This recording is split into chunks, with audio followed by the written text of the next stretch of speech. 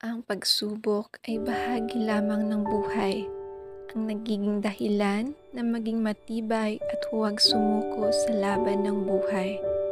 Dahil dito, natutuklasan ang mga kahinaan at kalakasan bilang tao. Kapag pagsubok darating, magkaroon ng determinasyon na harapin ang mga ito.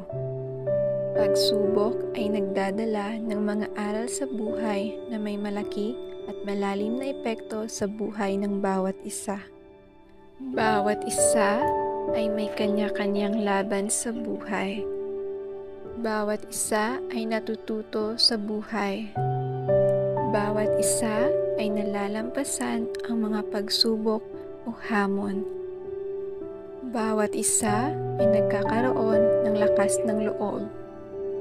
At higit sa lahat, nagiging mas matatag sa pagtahak sa landas ng buhay.